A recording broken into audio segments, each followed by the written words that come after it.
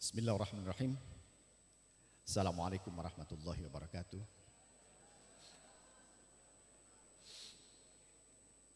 Alhamdulillah. Alhamdulillahilladzi arsala rasulahu bil huda wa dinil haq liyudhhirahu 'alad dini kullih wa kafa billahi syahida. Asyhadu an la ilaha illallah wahdahu la syarikalah wa asyhadu anna Muhammadan abduhu wa rasuluh la nabiyya ba'da. Qala Allah ta'ala fil Qur'anil Karim, a'udzu billahi minas syaitonir rajim. Bismillahirrahmanirrahim. Ud'u ila sabili rabbika bil hikmah wal mau'izatil hasanah wajadilhum billati ahsan. Al-ayat amma ba'd. Yang terhormat semuanya yang ada di dalam gedung, rahimakumullah, semuanya aja. Jadi baik ketua yayasan, baik guru, baik orang tua, baik wisudawan, rahimakumullah. Hari ini saya diminta untuk memberikan pembekalan. Ini saya pegang aja enggak apa-apa ya, biar enak. Saya diminta untuk memberikan pembekalan. Tapi jujur ya, tadi ada Bapak Kiai sebagai pembina, bahasa Ad-Dughal Arabianya bagus. Kemudian Bapak Ketua Yayasan, Ad-Dughal Arabianya bagus ya. Kemudian yang lain-lain bagus. Ini adalah keadaan yang membuat saya itu under pressure, sehingga it's hard for me to describe my idea properly. Sulit bagi saya untuk mendeskripsikan pembekalan ini dengan baik, karena saya didahului dengan orang-orang top. Tapi ada tapinya. Tapi sebelum saya menceritakan lebih lanjut, ada satu hal yang ini mungkin Bapak Ibu guru selain ketua yayasan itu tahu sebetulnya kenapa saya diundang. Setelah saya lihat, ternyata alasannya itu adalah alasan nama saya. Dari nama saya itu dari Ad-Dughal Arabiyah, dari bahasa Arab. Mustafa itu artinya selected person, orang yang terpilih. Orang yang terpilih, nah main-main ini. Helmi tidak ada di bahasa Arab. Yang ada itu Helmi, not easy to angry, tidak mudah marah. Kemudian Effendi di Jazirah Arab tidak ada bahasa Arab Effendi. Yang ada itu di Mesir dan di Turki, artinya tuan. Jadi kalau melihat nama saya itu adalah tuan yang tidak mudah marah, yang terpilih untuk memberikan pembekalan pada wisudawan Al-Huda. Jadi nanti kalau nanti pembekalannya itu menyimpang dari yang diinginkan, saya jujur minta maaf.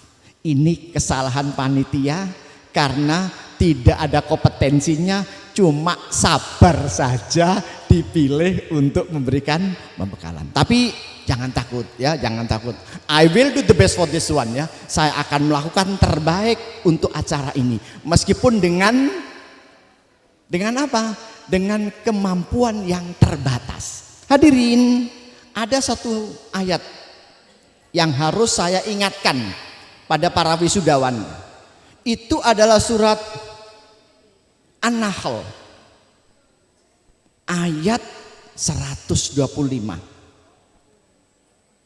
Itu yang menyatakan bahwa agama Islam ini adalah agama dakwah yang harus kita dakwakan. Nanti begitu lulus, tadi banyak yang sudah hafal, harus mendakwakan. Apa itu? Ada 3 kriteria. Ud'u ila sabili rabbika bil hikmah. Jadi besok kalau ketemu orang, ajaklah mereka kembali ke jalan Tuhanmu dengan baik. Jadi ini perintah. Kita tidak boleh ketemu orang diem kemudian tidak mengajak. Kita harus berani mendakwakan. Prof Sugeng kalau ketemu lingkungan yang baik diajak kembali ke jalan Tuhan. Wal mau'izotin hasanah, beri mereka teladan-teladan yang bagus. Beri mereka teladan-teladan yang bagus. Tidak boleh ngejak saja tanpa adanya contoh. Dan yang terakhir, ini adalah tugasnya para wisudawan. Para wisudawan ini tugasnya begini. Wajadilhum billati ahsan.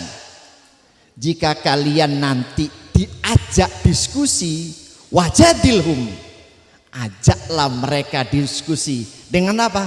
Dengan ahsan, dengan baik. Maka jadikan agama Islam yang menjadi ruh daripada SMA boarding system ini sebagai agama dakwah. Jangan hanya untuk dirinya sendiri. Jadi saya begitu, saya kemana saja itu saya jadikan, saya ini adalah representasi orang Islam yang punya kultur Jawa.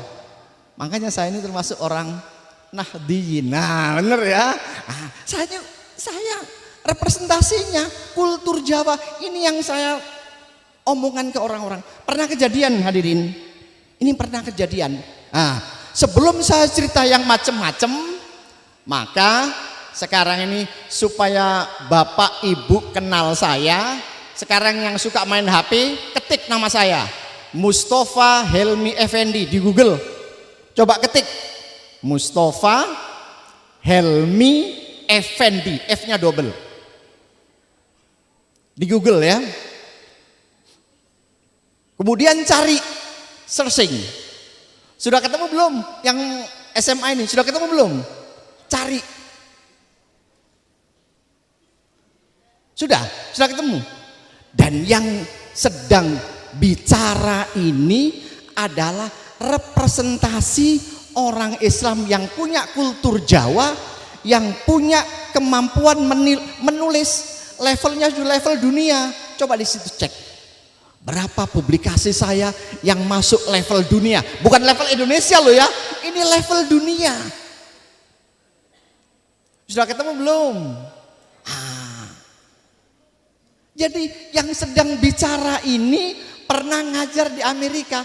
Ketik aja Mustafa Helmi Effendi Fulbright, Fulbright, Fulbright. Kalau sudah, kenapa ini saya pamerkan? Perlu saya pamerkan supaya kita ini yakin bahwa orang Islam yang punya kultur kebudayaan Jawa itu bukan orang ecek-ecek.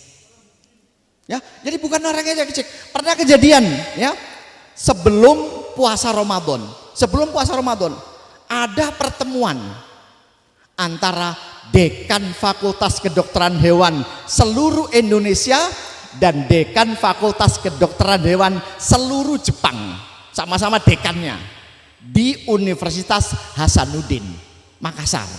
Kebetulan waktu itu dekan saya diajak Pak Rektor pergi ke umroh, sehingga saya mewakili. Orang Jepangnya tuh gaya-gaya. Dia karena dia orang Jepang merasa tinggi. Wah, dia cerita H-indeksnya sangat tinggi. Sederhana saja.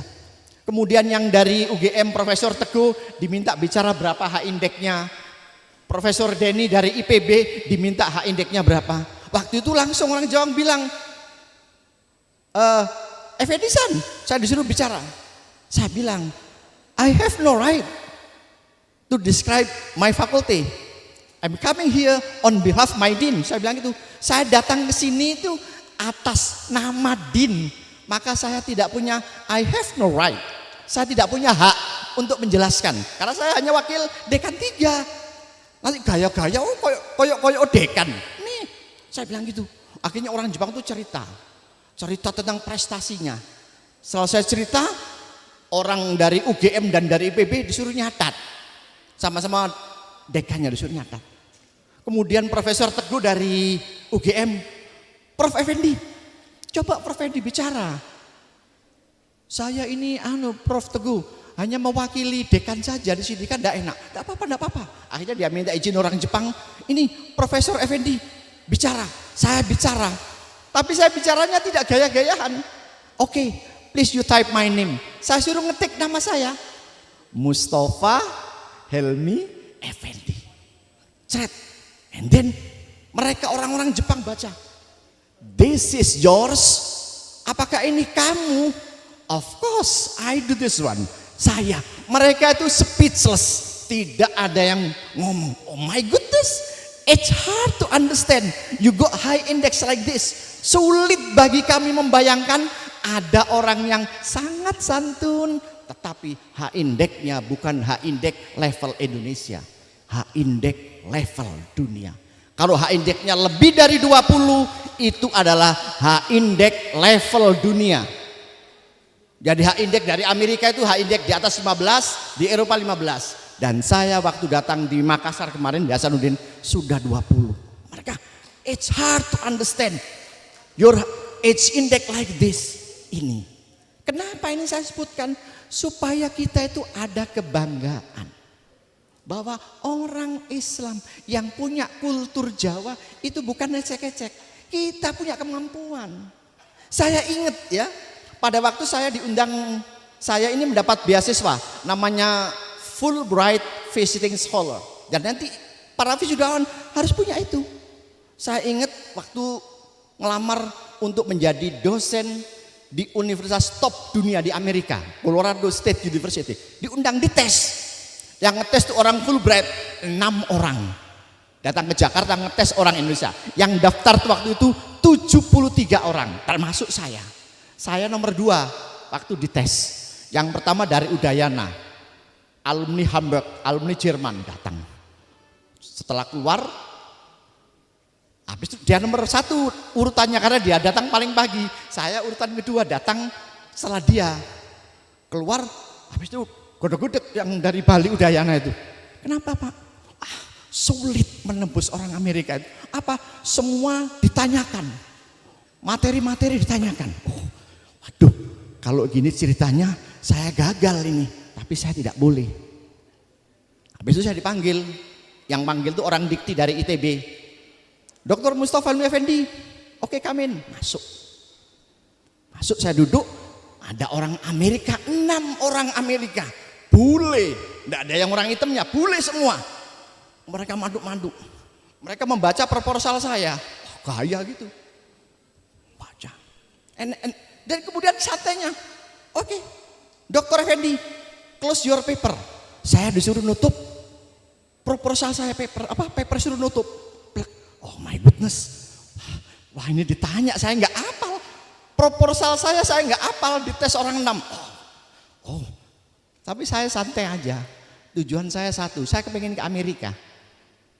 Kepengen dapat dana dari Amerika. Dan setelah itu saya kepengen umroh bersama anak istri. Tujuannya sederhana.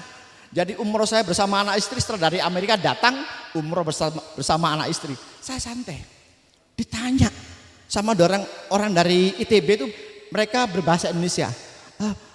Pak Effendi, disilahkan ditutup ininya, proposalnya Bapak. Saya disuruh nutup.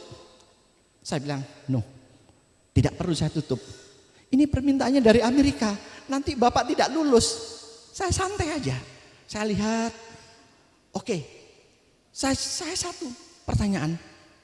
Before you ask about my paper, I would like to ask about your background education. Saya tanya terhadap apa latar belakang pendidikan saudara-saudara, bapak-bapak 6 itu. Wah, pakai dia. And then yang pertama dari teknik, oke. Kemudian dari lingkungan, ada yang dari linguistik. Saya tanya, saya langsung jawab, you know nothing about my paper. Kamu tidak akan mengerti apa-apa tentang proposal saya. Proposal saya ini berkaitan dengan biologi molekuler. And then you have no idea how to ask this kind of paper. Saya bilang gitu, kamu tidak ngerti apa-apa tentang paper saya. And then please ask about my motivation. Why I'm going to America? Saya tanya, kamu tanya aja kenapa saya pergi ke Amerika motivasinya. Dan mereka alhamdulillah itu nurut semua. Nurut semua. Oke. We don't ask about your paper. Mereka tidak mau tanya paper karena mereka tidak ngerti apa-apa. Saya bilang, kamu tidak akan ngerti apa-apa. You know nothing about my paper. Langsung saya bilang gitu. Akhirnya oke. Why are you going to Amerika? Tanya yang pertama. I will teach your paper. I will teach your people how to understand pulse field gel electrophoresis, paper saya. Saya akan ngajar masyarakat kamu di Universitas Colorado bagaimana untuk mengerti tentang metode ini. Selesai, orang dari ITB datang.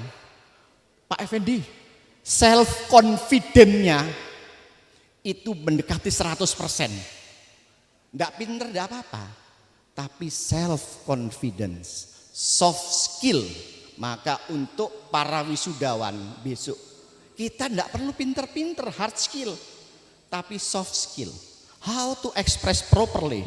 Bagaimana kita bisa mengekspresikan diri, ide kita dengan baik. Ini yang penting. Jadi kalau kerja besok itu soft skill. Hard skill itu kecil. Hubungan interpersonal itu penting. Sopan santun itu penting. Dan ini diajarkan oleh Islam. Penting. Makanya saya kemana-mana saya tekankan bahwa saya ini adalah muslim. Ini. Jadi ini adalah oleh saya supaya para wisudawan harus ingat. Kita harus punya self confidence yang tinggi sekali. Dengan self confidence yang tinggi, meskipun tidak menguasai, karena proposal saya itu saya kerjakan dengan cepat, serat seperti orang Jawa, Surabaya ngerjakan itu serat, buat. Masa hafal, disuruh nutup, saya nggak mau. Dan yang kayak begini nih berhasil menembus Amerika. Dan pulang bawa uang banyak, ngajak anak istri 5 orang pergi umroh. Umrohnya umroh Ramadan tahun 2012. Full mulai pertengahan Ramadan sampai hari raya. Coba. Sederhana. Ada lagi. Tahun 2017 saya masih ketua halal. Saya itu pernah menjadi ketua halal ya. Menjadi direktur lembaga pemeriksa halal Universitas Airlangga.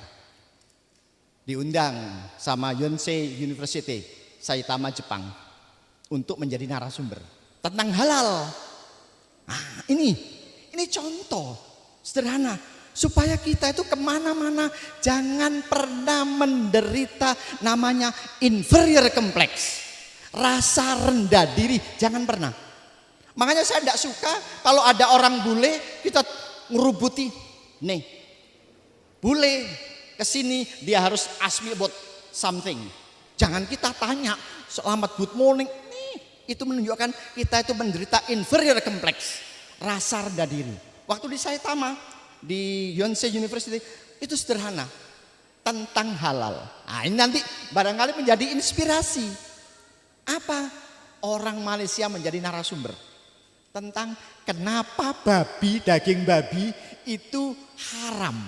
Orang Jepang pinter-pinter yang datang itu konferensi halal bukan hanya orang Jepang yang beragama Islam, tapi orang Jepang yang beragama Shinto dan Buddha pun datang, kepengen ngetes.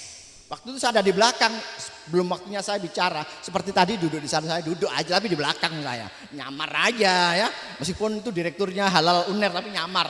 Wong top yang datang. Ditanya orang Jepang itu, yang dari Malaysia itu, kenapa babi itu dagingnya diharamkan? Wah, orang dari Malaysia itu pinter. Sebab daging babi itu ada kistanya. Kista itu dimasak dengan berapa derajat pun tidak mati. Dan kista ini bisa menyebabkan cacing pita pada manusia dan menyebabkan sakit. Dan ini haram. Orang Jepang tanya lagi, bagaimana kalau saya iradiasi? Saya sinari sehingga kistanya bisa mati dan pecah. Apakah dengan iradiasi ini bisa menghalalkan daging babi? Selesai. Dan orang gak bisa. Iradiasi tidak akan mungkin mematikan kista. Orang Jepang nantang. Coba habis ini tak tunjukkan dengan metode saya bahwa iradiasi bisa mematikan kista. Setelah itu speechless. Saya pokoknya ini nanti kistanya tetap hidup. Nah, kalau mati, kistanya saya iradiasi mati, saya sinari mati. Apakah ini bisa menjadi halal? Speechless. Karena sama-sama muslimnya, saya angkat tangan. Saya cerita bahwa Allah itu menghalalkan semuanya yang ada di dalam bumi yang baik-baik. Yang baik-baik. Kecuali satu daging saja, daging babi. There is no reason at all. Tidak ada alasan apapun. Jadi daging babi itu tes kepatuhan kita terhadap ayat Allah. Apakah yang keluar dari lesan kita itu sam'an wa ta'atan, dengar dan taat, atau kita mencari reasoning. Jadi daging babi diiradiasi kistanya tetap mati kista mati tetap haram. Ini adalah tes kis. Karena semua yang baik-baik Allah halalkan, cuma satu. Allah ingin bahwa ini adalah bukti ketaatan kita pada perintah Allah. Lalu terus reasoningnya, Allah itu adalah Khalik. Dia punya kuasa apapun. There is no reasoning, tidak masalah. Yang penting kita itu adalah sam'an wa ta'atan, dengar dan taat. Speechless. Oh gitu. Selesai. Habis itu orang Malaysianya datang mengucapkan terima kasih. Oh begitu. Iya, jangan dicari scientific reason, jangan mencari scientific reason. Alasan ilmiah. Kalau alasan ilmiah itu nanti dipatahkan, kita akan kesulitan. Untuk menjabarkan. Makanya kita itu kalau menerangkan, karena ini adalah boarding system, jangan gunakan pendekatan scientific reason untuk menerangkan ayat-ayat suci Al-Quran. Gunakan ayat suci lain untuk menerangkan ayat suci yang lain. Sederhana. Hadirin jamaah wisudawan dan jamaah lain yang menghadiri acara graduation rahimakumullah. Ada satu hal, saya teringat bahwa tujuan pendidikan, ini harus ingat ya para wisudawan ini supaya nanti tahu apa sih sebetulnya konsepnya Islam terhadap pendidikan itu. Kalau kita bicara tentang pendidikan, di UNESCO itu dikatakan the main purpose of educational system is to produce someone who has intellectual and emotional maturity. Tujuan umum dari sistem pendidikan itu adalah menghasilkan dua hal. Jadi nanti SMA ini berhasil enggak dinilai dari dua hal. Apa itu? Intellectual and emotional maturity. Intelektual dan emosi yang matang. Jadi intelektual dilihat cara bicaranya bagus, referensinya banyak. Tapi yang kedua, emotional maturity, emosinya yang matang. Emosi yang matang itu harus ada rujukannya, ada uswah hasanah. Saya tadi masuk apa namanya? Masuk dari luar, terus saya lihat sandalnya kok banyak. Saya juga niru-niru ngelepas sandal, tak lepas sandal, sepatu saya tak lepas. Kemudian saya masuk ruangan, ada satu hal, ada fotonya Einstein. Ya, di lantai berapa fotonya Einstein? Lantai 1. Saya bilang ini boarding system. Setiap gambar harus merujuk apa yang diinginkan. Einstein itu bagus. Teori relativitas diciptakan beliau, ya bagus teorinya. Kecepatan cahaya bisa dihitung. Tapi satu hal, Einstein itu bertentangan dengan tujuan Islam. Apa tujuan Islam? Tujuan Nabi itu apa? Innama bu'istu liutammima makarimal akhlak. Sesungguhnya Nabi Muhammad datang ke dunia ini, the main purpose, tujuannya satu, makarimal akhlak. Dan akhlak yang baik ini tidak ditunjukkan oleh tingkah laku Einstein terhadap keluarganya, tingkah laku Einstein terhadap teman dekatnya, tingkah laku Einstein terhadap istrinya, tingkah laku Einstein terhadap anaknya. Apakah kita mau kayak itu? Kan begitu pertanyaan. Kalau mau, berarti ini adalah breaking the law, melanggar aturan yang kita menjadi fokus adalah the main purpose Nabi datang sini untuk menciptakan akhlakul karimah. Tidak boleh main-main. Makanya kita menempelkan gambar apa saja harus ingat itu. Untuk apa ini? Oh, ini untuk menciptakan supaya kita ngerti yang menciptakan teori relativitas. Iya. Tapi itu bukan tujuan dari boarding ini. Boarding system ini tujuannya, the main purpose-nya adalah untuk menciptakan akhlakul karimah. Hadirin, ya, ini sudah berapa lama ini Pak Sugeng diteruskan ya? Sebentar. Sudah mengerti ya? Kenapa saya agak jealous ada gambarnya Einstein tadi? Sudah tahu? Kenapa? Einstein kok saya cemburui? Karena Einstein itu tidak menyintai keluarga. Einstein tidak menyintai anak istrinya. Einstein cuek dengan tetangga kiri kanannya. Einstein tidak cinta terhadap negaranya. Apakah itu mau kita contoh? Nih, makanya saya beri satu hal ya yang penting. Yang penting itu adalah satu, saudara itu harus punya panutan. Laqad kana lakum fi Rasulillahi uswatun hasanah. Contohnya, ini Pak Sugeng bisa baca jam. Tenang Pak Sugeng ya. Saya tadi sudah janji saya cepet-cepetan. Pak Sugeng ya. Apa? Kita harus menyontoh Nabi. Ada 4 hal. Ada berapa hal? 4. Ini harus kita pegang teguh kalau kita menjadi wisudawan. Yang pertama itu adalah Nabi itu bersifat syidik. Apa syidik itu? Benar. Terhadap keluarganya benar, terhadap anaknya benar, terhadap guru benar, terhadap lingkungannya benar, terhadap negaranya benar. Jangan sampai salah. Jangan sampai breaking the law, melanggar aturan. Enggak bagus. Ini kita nyontoh Nabi. Yang kedua apa yang kedua? Depannya A. Amanah, dapat dipercaya. Ini para wisudawan ya, ingat ya, dapat dipercaya.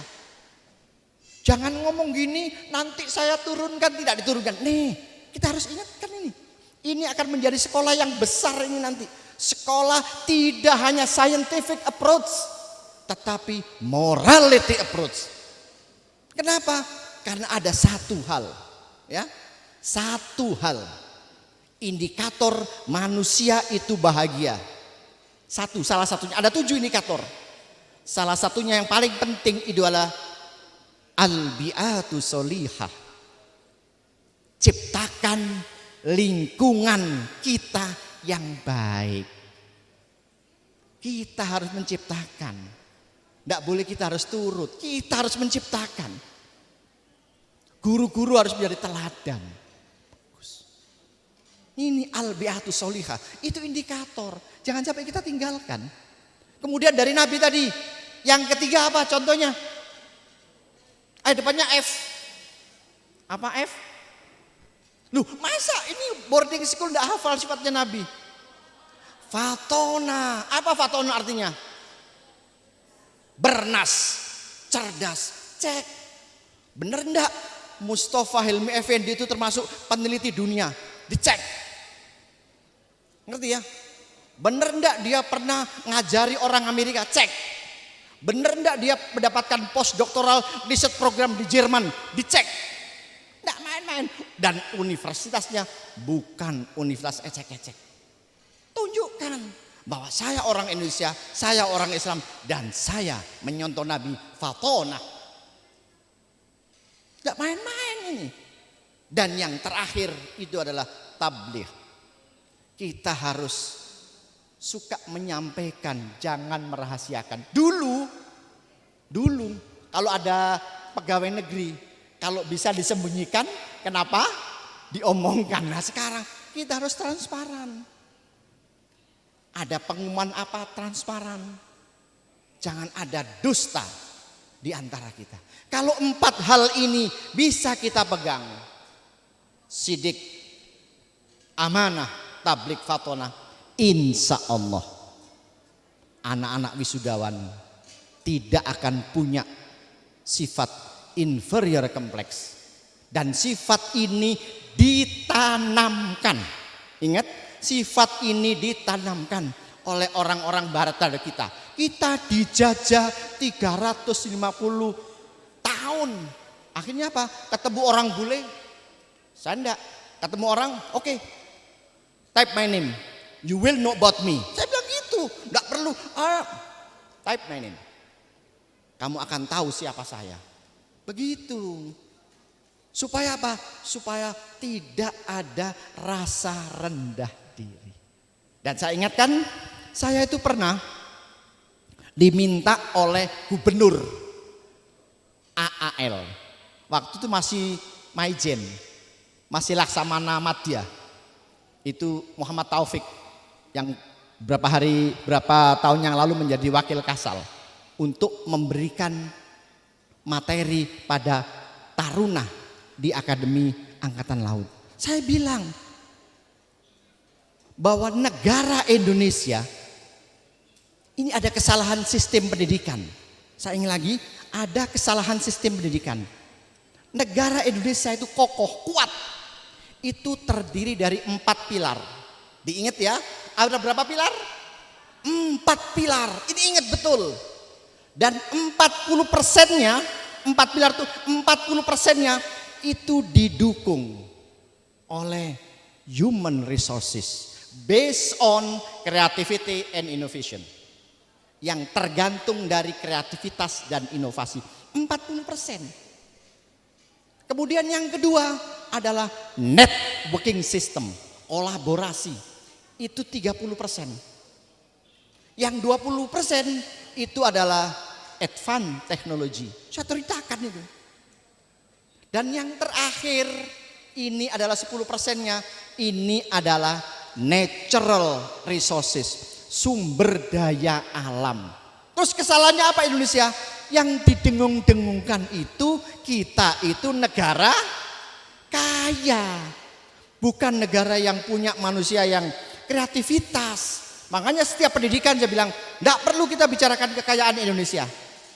Yang penting bagi saya adalah kamu bisa menjadi orang inovasi dan kreativitas. Karena dengan inovasi dan kreativitas itu 40% kekokohan negara akan kita pegang. Semoga alumni wisudawan SMA Al-Huda Boarding School Tuban itu adalah menjadi manusia-manusia yang punya 2 kriteria. Creativity and innovation mankind system. Pada sistem kemanusiaan. Sehingga 40%-nya kita pegang, tinggal melakukan hal-hal yang lain yaitu networking system, teknologi yang tinggi, dan yang natural resources, sumber daya alam, leave it, tinggalkan pemikirannya ini. Karena kalau kita ditekankan pada sumber daya alam, kita akan rugi karena 90%-nya menguap dari pikiran kita. Demikian saudara, saya akhiri. Assalamualaikum warahmatullahi wabarakatuh.